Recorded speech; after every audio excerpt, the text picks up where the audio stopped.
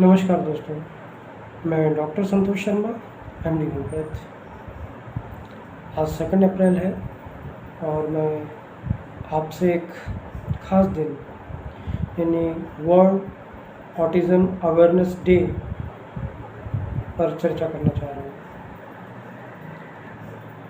Autism कहने के लिए कितना छोटा सा बड़ा अद्भुत नाम है ऑटिज़म, लेकिन आज जो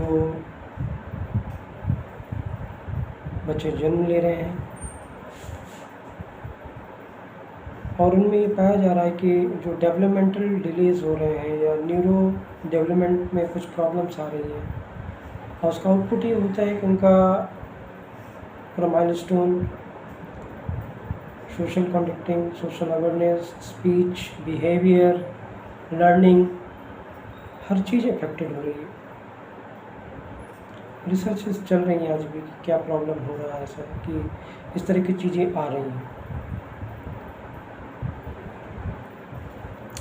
क्योंकि हर माँ बाप चाहता है कि उसका बच्चा हो और वो हाईली इंटेलेक्चुअल है, लेकिन अगर इस तरह की चीज़ें आ रही हैं, ऑटिज़म है, ADHD है और भी ऐसी कई तरह की चीज़ें हैं जो उनको डेवलपमेंटल प्रॉब्लम कर दें, तो शायद एक अभिशाप से कम नहीं होता।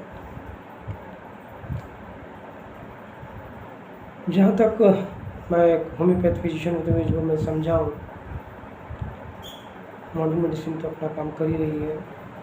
मेन जो प्रॉब्लम शुरू होती है वो होती है एंटीनेटल केयर से।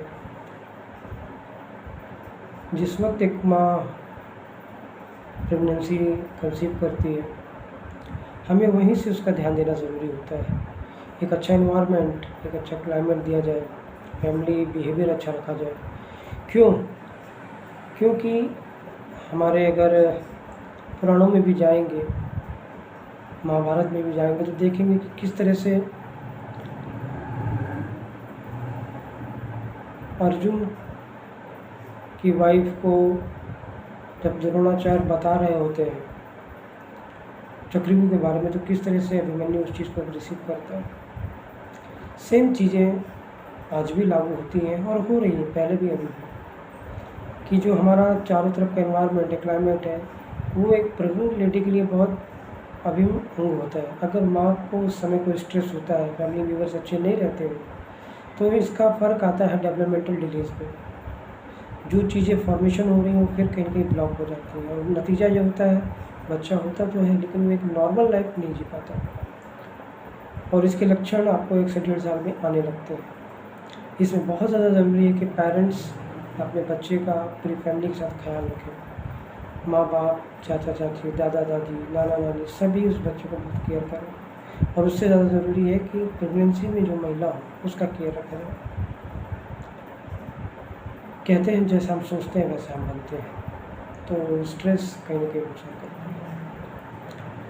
आगे मैं आता हूँ, ये थोड़ी तक अवेयरनेस था जो कि सोशल इंटरेस्ट पे था।